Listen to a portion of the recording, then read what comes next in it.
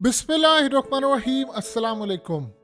Israel की तारीख का सबसे खतरनाक, सबसे भयानक हमला हुआ है। इसने इसराइल को, आप सही मायनों में समझ लें तो जमीन बोझ कर दिया है। तारीख में कभी ऐसा हमला इसराइल पर नहीं हुआ जो हुआ है। यमन के हौसियों ने ड्रोन मारा जो सीधा इसराइल के हार्ट, दिल तिल अबीब पर जाकर गिरा। और तिल अबीब पर जब गिरा तो सबसे बढ़कर इसराइल के तमाम डिफेंस सिस्टम टोटली फेल, कोई सायरन नहीं। और आप अंदाजा करें कि अमेरिका की एम्बेसी से सिर्फ 100 मीटर दूर जाकर गिरा और वहां पर जाकर उसने कई लोगों को जख्मी किया। इसराइल ने कहा जी हमारे लोग मारे गए, जख्मी हुए। ये इसराइल की तारीख का इतना भयानक हमला था, इतना भयानक हमला था। इसलिए नहीं कि उनका नुकसान कितना हुआ, नुकसान से ज्यादा बढ़कर चीज ये है कि इसराइल में ड्रोन यमन ने मारा। यमन से ड्रोन उड़ता है या वो कहीं से भी करते हैं, वो जाकर इसराइल के तिल अबीब शहर, ये तिल अबीब याद रखिएगा, ये हार्ट है या एम्बेसीज हैं, सफारत खाने हैं। तो यहां से आप अंदाजा कर लें कि जाकर उन्होंने पूछा, जब पूछा गया कि ये क्या हुआ, आज पूरे का पूरा इसराइल, आप मनाजिर देख रहे हैं, वो पूरे का पूरा इसराइल सकते में है, लोग सकते में हैं, घरों में वो बैठे हुए, वो आज बाहर नहीं निकले। वो कह रहे हैं ये हुआ क्या है, यमन ने ड्रोन मार दिया है। और सबसे बढ़कर बात यह है कि पूछा गया एयरफोर्स से कि आप लोग सो रहे थे बैठकर, इतना बड़ा हमला हो गया तो आपने किया गया। कहते हैं जी हमारा जो डिफेंस सिस्टम है वो फेल हो गया है, हमारे डिफेंस सिस्टम पर पता ही नहीं चल पाया कि इस रेडार ने हमें बताया नहीं है, ना हमारे एयर डिफेंस सिस्टम ने कोई काम किया है। यानी इसका मतलब है कि रेडार सिस्टम जो लैंड पर था, सी पर था और जो एयर का था वो टोटली फेल हो चुका है। ये इतना बड़ा झटका है, इतना बड़ा झटका है कि आप सोच लें आज के बाद इजराइल इस रुए जमीन के ऊपर वो मुल्क बन गया है कि जिस पर कभी भी किसी भी वक्त कोई भी हमला हो जाए और वो नहीं रोक पाएगा। 76 साल से दुनिया को ये बताया गया जी इसराइल तो टेक्नोलॉजी में सबका बाप है, वो जी अमेरिका से मिली। आप सोचें कि तिल अबीब वो जगह है कि जहां पर ड्रोन आकर हिट होता है। और ये सबसे अहम बात यह है कि अमेरिका की एम्बेसी जो थी, उसका जो कॉन्सुलेट था वो 100 मीटर से दूर है। यानी आप अंदाजा कर लें कि ये इतना बड़ा हमला था कि यमन की जो फोर्सेस हैं उन्होंने ये बता दिया है कि अब हमारे पास ऐसे ड्रोन्स और हथियार आ गए हैं कि हम इजराइल में किसी भी जगह पर हमला कर सकते हैं। अमेरिका के पैरों तले जमीन निकल गई है। उन्होंने इजराइल से पूछा ये क्या किया तुमने। पहले हुआ ये कि इजराइल ने जवाब नहीं दिया, जी ड्रोन आया है, वो जी लिबनान फलाना, लेकिन इस ड्रोन को यफा उन्होंने नाम दिया है।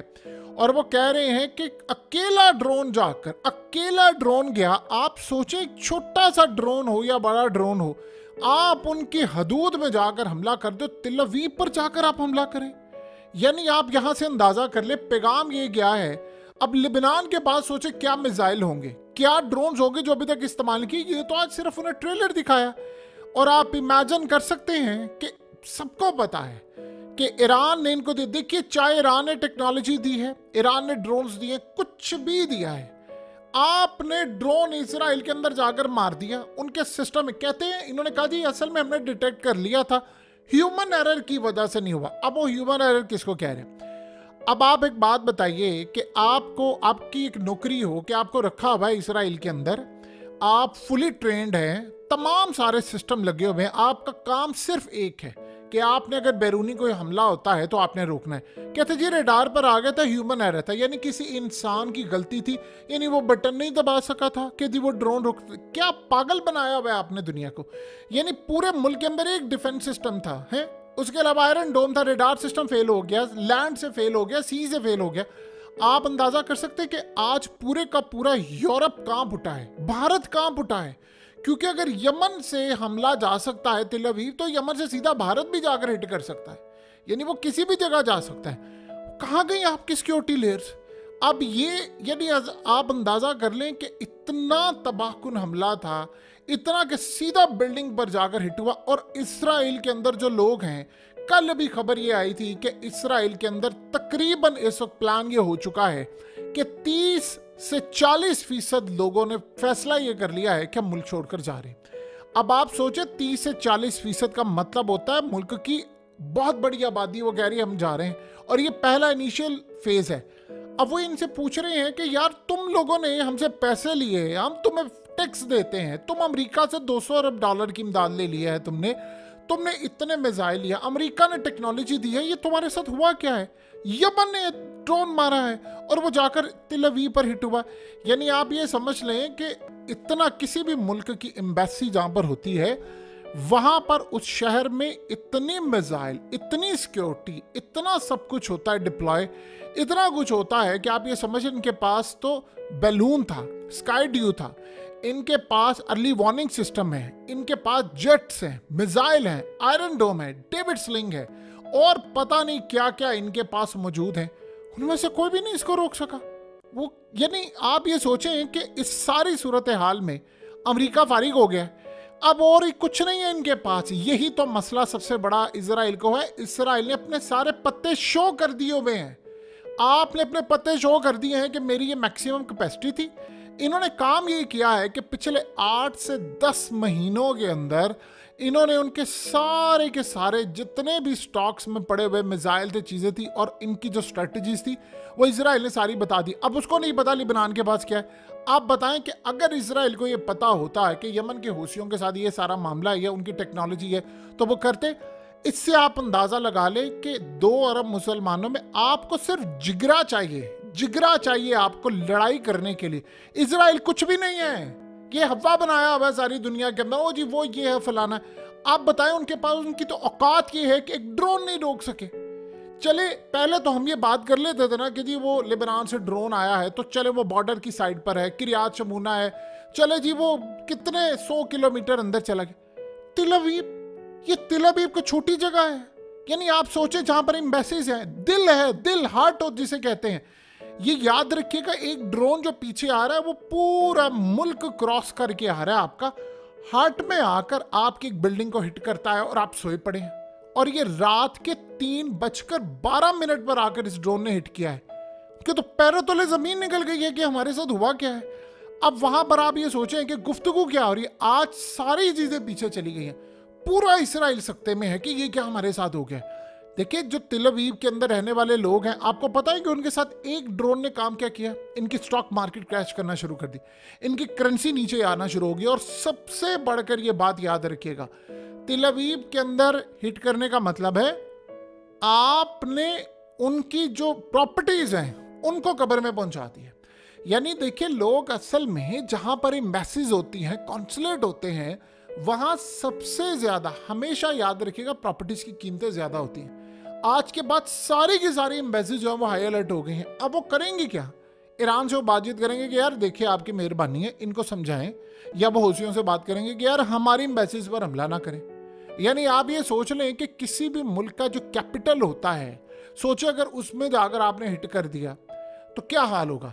इसी तरह किसी जगह एम्बेसी वाली जगह हो या कोई ऐसा हो शहर जो आपका दिल हो, हार्ट हो, तिल अवीव के अंदर आपने जाकर हिट कर दिया है, आपने तो दुनिया को हिलाकर रख दिया है कि इनके पास टेक्नोलॉजी कौन सी आ गई। अमेरिका ने असल में आपको पता है कि कल और परसों जो सूरत हाल सामने आई थी, उन्होंने कहा जी हम स्वार्म ड्रोन्स उड़ाने वाले हैं। अब स्वार्म ड्रोन्स वो कह रहे हैं कि जी हमने 500 के करीब हिट करने। अगलों ने आपको जवाब दे दिया 24 से 48 घंटों में। अब भाई सुनो, सोचें जरा कि ड्रोन उड़कर गया है, कहां पर लगा हुआ था उर्दन में आपका ड्रोन, आपका को हिट करने के लिए सिस्टम था एंटी ड्रोन का। इन्होंने हालिया क्या किया है, इन्होंने आपको पता है कि फिनलैंड से एंटी ड्रोन सिस्टम लिया है नेतन्याहू के लिए कि भाई हम उसकी हिफाजत करना चाहते हैं। अब गालिबन ये बात में तो कम से कम आपको इनको दाद देनी पड़ेगी, इनको खटका था जरूर कि कुछ होने वाला है। ये बेवकूफ़ नहीं है इतने, इनको पता था कि कुछ ना कुछ होने वाला है, कहीं से कुछ ड्रोन आ रहा है। इंटेलिजेंस चाहे इनकी काफ़ी अरसे से फेल हो रही है, लेकिन कम से कम इनकी इंटेलिजेंस एजेंसियाँ फिर भी बहुत बेहतर है।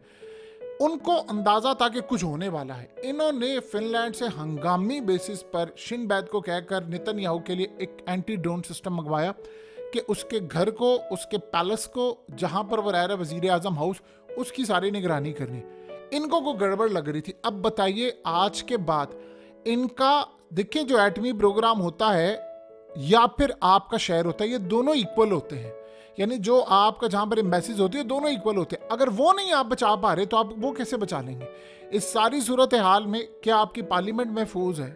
क्या आपका वजीर आजम हाउस महफूज है? आपका फौज का हेडक्वार्टर महफूज है? आपकी नेवी का हेडक्वार्टर महफूज है? क्या आपकी बाकी चीजें महफूज है? असल में दुनिया में हेडलाइंस क्या बनती रही, और जी ये कर लिया वो कर लिया, इन्होंने ध्यान ही नहीं दिया। यमन तो बला बन गया है, वो तो आपको खा लेगा।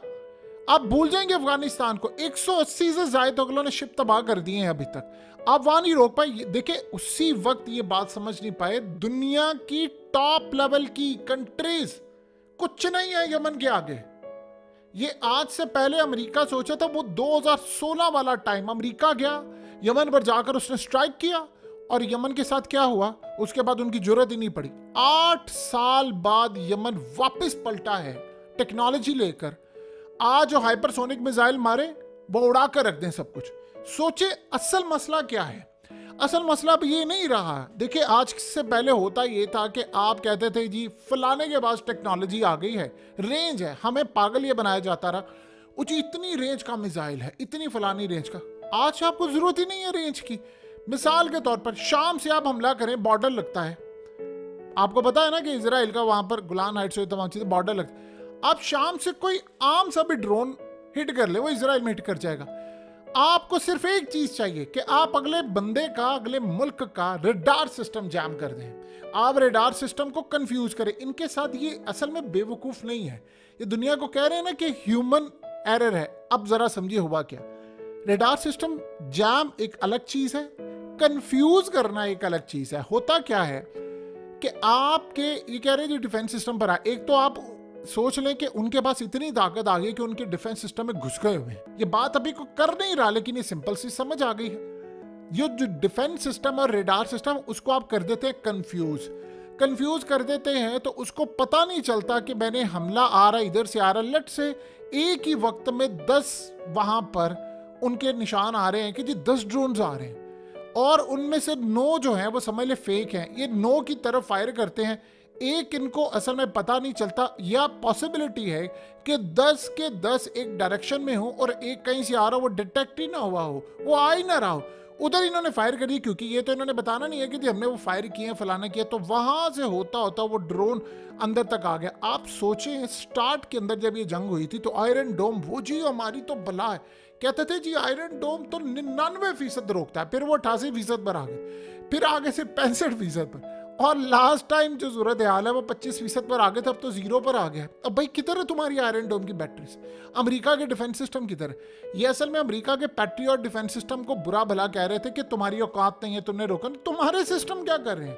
कहते थे किसी इंसान की गलती थी, हमारे एक फौजी की गलती थी, वो जी रखा हुआ था। इतना आपने पागल बनाया दुनिया को। इसका मतलब है कि कल को ईरान बैलिस्टिक, असल में ईरान ने पैगाम क्या दिया है? उसने पैगाम ये दिया है कि तुम मुझ पर स्ट्राइक करना चाह रहे हो, आ जाओ, मेरे जो डिफेंस सिस्टम है वो तो तुम्हें देख लेंगे, लेकिन जो मेरा मिसाइल सिस्टम है मैंने उसके ऊपर न्यूक्लियर वॉरहेड लगा लिया, तो तुमसे तो ड्रोन नहीं संभाला जा रहा था, तो मैं जब हिट करूंगा फिर क्या होगा?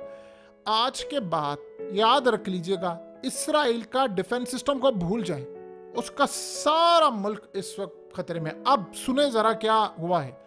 आपको पता है कि जो मेयर है इस वक्त तेल अवीव का, उसने मुकम्मल तौर पर हाई अलर्ट कर दिया है पूरे का पूरा शहर, और उसने कहा है कि पूरी की पूरी रियासत को भी उसने हाई अलर्ट कर दिया है। उसने कहा कि हमें तो पता ही नहीं है कि ये जंग इतनी खतरनाक है कि हमारे अंदर तक घुस गई है, और अब इस सारी सूरत हाल में गालिबन हंगामी इजलास इस वक्त तलब कर लिया गया है, जिसमें आर्मी चीफ है, एयर चीफ है, और ये तमाम। असल में नेतन्याहू को एक यहाँ पे बड़ी मज़ेदार चीज़ है जो समझने वाली है। नेतन्याहू कर रहा है बेवकूफ़ी। नेतन्याहू को ये लग रहा है कि इसराइल इतना कमज़ोर है नहीं, और ईरान और यमन के जो हूसी हैं वो इतने मजबूत है नहीं। उसको क्या लग रहा है? वो ये समझ रहा है कि जो फौज है और एयर फोर्स है वो जानबूझकर ये काम कर रही है, वो जानबूझकर ये ड्रोन्स नहीं रोक रही ताकि जंग अंदर तक आ जाए, लोगों में खौफ व हिरास फैले, और वो सबको ये कहें कि लोग असल में, अब आप सोचें ना कि तेल अवीव में आपके साथ ये हाल हुआ है, तो लोगों को आप क्या कह रहे हैं कि यार ये जंग हम हार चुके हैं, वो हमारे अंदर तक घुस चुके हैं, तो बेहतर ये है कि हम इस सारी ज़रूरत हाल में जंग को ख़त्म करें। नेतन्याहू को ये लग रहा है, जबकि वो इस बात को तस्लीम करने को तैयार ही नहीं है कि वो टेक्नोलॉजी में इतनी आगे चले गए हैं, इतनी आगे चले गए हैं कि जिसका अंदाज़ा भी नहीं है। ये आप अपनी बेवकूफ़ियों में जी सकते हैं, आप पागल बन सकते हैं, लेकिन दुनिया में ये मामला इतने ख़राब नहीं है जितने आप ये समझ रहे हैं। सो इस सारी सूरत हाल में आप अंदाज़ा लगा लें कि वो कह रहा है दुनिया को कि यार ये मामला हो गया, फलाना हो गया, ऐसा हो गया, वैसा हो गया। ऐसा कुछ भी नहीं है। इंटरेस्टिंग सूरत हाल सबसे ज़्यादा ये है कि आप ये सोचें कि अब वो जो इन्वेस्टर है जिसने तेल अवीव के अंदर पैसा लगाया हुआ है, वो कहेगा यार ये मेरी तो बिल्डिंग तबाह हो जाएगी। और एम्बेसीज जो हैं, अब सोचिए ना, वो सारी एम्बेसीज अब किसके पास जाएंगी? वो पहले इसराइल के पास जाती थी, अब वो डायरेक्टली बातचीत करेंगे। ये असल में आज यूरोप को बड़ा तगड़ा पैगाम चला गया है कि भाई आप अगर ये समुद्र में हमला करने के लिए आ रहे हैं, और भारत को गया है बड़ा खतरनाक पैगाम। ये सबसे ज़्यादा अहम बात है कि भारत को गया है बड़ा खतरनाक पैगाम कि आप दे रहे हैं इसराइल को हथियार।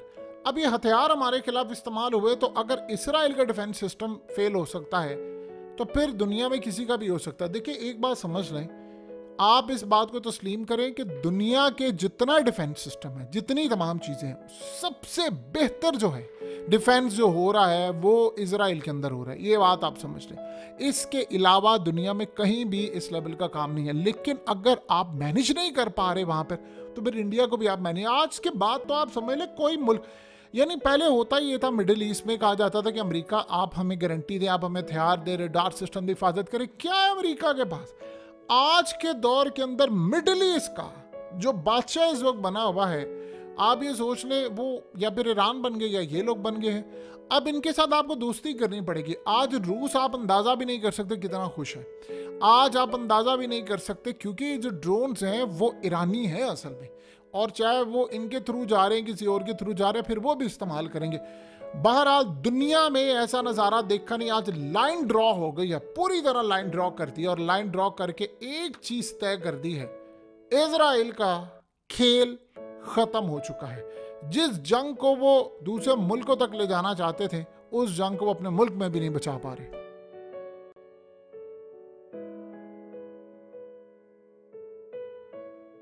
हकीकत टीवी को सब्सक्राइब करना मत भूलें, वीडियो को लाइक करें, शेयर करें और कमेंट सेक्शन में अपनी राय का इजहार ज़रूर करें।